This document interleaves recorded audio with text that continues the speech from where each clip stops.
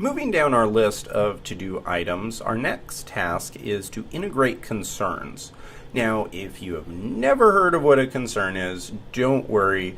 That's what we're going to go through right now. And we're going to do it right now. And I'm going to give what I think would be a good time to use concerns. Now, there is a lot of debate on concerns and if they even should be included in Rails, but I think it's something that should definitely be included in a comprehensive guide to Rails because there are many times where concerns can come in handy. And so if you go to your models file, you'll see right here that we have another directory inside of it. It's empty, called concerns. Now, what concerns are at their essence is whenever you have some type of functionality that doesn't fully belong inside of a model file, or possibly it should be shared across a couple different models, then that is when a concern might be a good fit.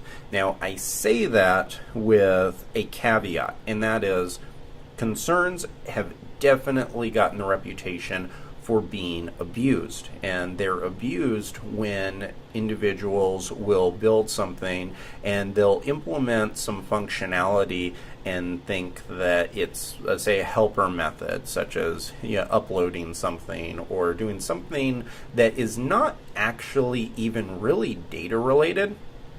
It's just a helper module, and they'll put it inside the concern because they think that that's where it should go. The problem with doing this is that it really isn't the way that software engineering should work from an architectural standpoint. So your concerns should always have to deal with data. They're in the model directory, so therefore anything here should be data related. If you have something that is a helper module that's not data related, in other courses I have built out a SMS sending module, and I know a lot of developers who would put that in their concern directory. The problem with that is not where it should go.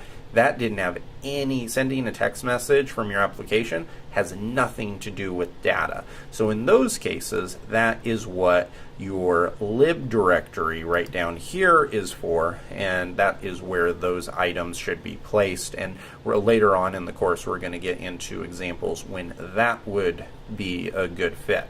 So for right now, I just wanted to give that caveat because I don't want you to go out into the big, wide Rails world and start building applications, and anytime you wanted to build a helper module, just sticking it in the concerns, because that's just kind of a bad practice.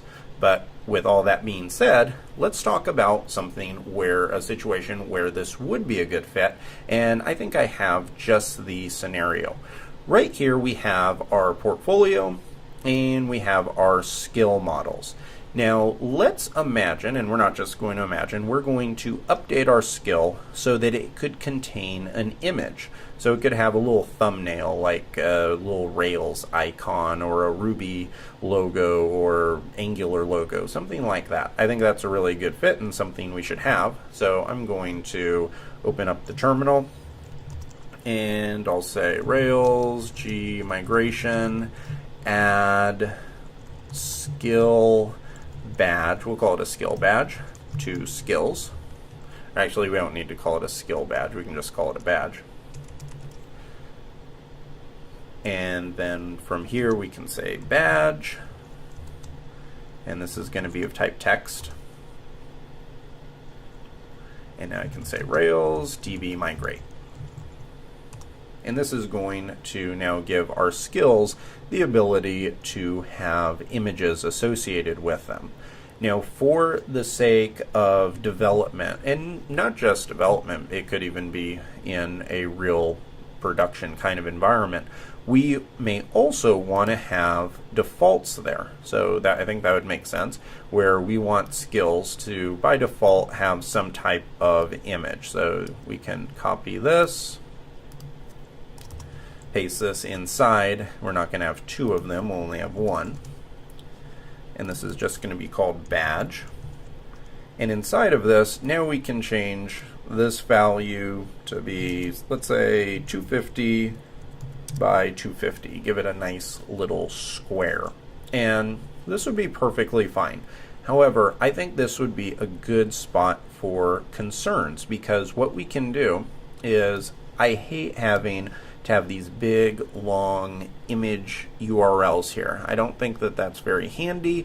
I think that it could lead to bugs later on, and also you have to do things like, I know this may seem trivial, but if you're trying to build your application very fast, if you double click on that, right here you can see it selects the whole thing, and you have to type out everything including the X, and it could just lead to some annoying bugs. So what I want to do is create a concern that can be shared across the models. So I can create a concern that will generate this for us so that we don't have to have this long piece of text, and we can just have a method. So I'm going to come into concerns, right click, and create a new file in there, and let's call this our placeholder .rb file. And now this is not going to be a class, it's going to be a module. So I'm going to say module placeholder and hit end. And now inside of this we need to extend, so we're going to say extend active support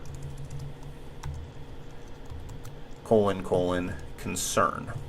And this is going to load in some helper modules that will essentially allow us to do many more things. I'm using kind of a basic example here where we're adding a method that can be accessed by multiple modules, but you can take this even much further, and you could place an entire module's set of callbacks in it. So all of these, like the defaults and everything like that, you could eventually create concerns that included all those. I don't think that that is the smartest thing to do in all cases, because I think that it kind of unnecessarily separates your code out, and not in a good way. So I'm not going to do that, but for right now we're just going to make this a helper module. So coming down here, now what we can do is we can create a method. So I'm going to say def self dot image. So this is going to create and actually let's call it an image generator. I think that's a better name for it. And so this is going to create a class method, which means that we're going to be able to call this and call placeholder dot image generator. And this will take a height and a width, and you can put your colons just like this. This would be perfectly fine to not use these, but I like doing it just so we can make sure that we know the order for the height and width for this. And now what we can do is, I don't want all of it, just want this. Now inside of this we can put that entire string and then just use string interpolation. So on this 250, I'll say that that is the height, and here we'll say that this is the width. And now what we'll have is a helper method that we can call. So instead of having to type all of this out, then we can just call this, and that's a lot better way of doing it. So now we need to, inside of skill, type includes placeholder, and now that we have access to it, we can get rid of this, and we can just say placeholder dot image generator, and then pass in a height of 250 and a width of 250. Copy that, and now I'm going to do the same thing, includes placeholder, and now we can do the same thing here. That is 600 by 400, and then 350 by, let me open up our seeds file to see what we wanted for our sample data. 350 by 200. And all of that should work. So let's switch into the Rails, or in the terminal, and start up the Rails server. And you know what? I made one little mistake here. This should be include, so it should be include placeholder. I knew something looked wrong with the Sublime Text. That should have been this color. That's where syntax highlighting comes in very handy. Okay, yeah, so that looks right. So this should be include placeholder on both of these, and now this should all work. So if we come over here to our portfolio, hit refresh. Now if I hit create new item, it's going to be just a regular new item, hit new portfolio, scroll down, and you can see all of this is still working. So if I click on this and come to this page, everything is working perfectly here. And if we open up the terminal, type in Rails C, and we can run skill.create, title, some skill. Oh, let's see, percent, oh, yeah, we need our percent utilized. Say this is 80. Oh, still, oh, I have a really hard time spelling that.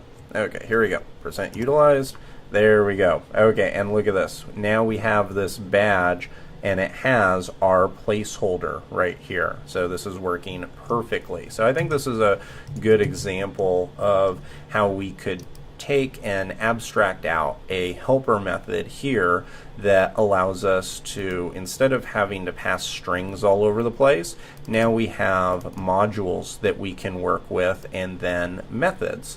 And that is something that I think is going to be a really nice thing for us going on. And the cool thing about this, I named it placeholder, and the cool thing that we can do is we could even add other items. So say for example there are other placeholder kinds of attributes or data that you want to have, you would be able to add those as methods right here, and then you can call them whenever you need to. And so this would be a good spot for it, and that can be shared across any of the models. So I'm going to hit get status, and here we can say implemented concern for managing data, for managing image data, get push origin data feature. They'll all get pushed up, and now inside of our project management dashboard we have completed integrating concerns. So great job with that, and I'll see you in the next video.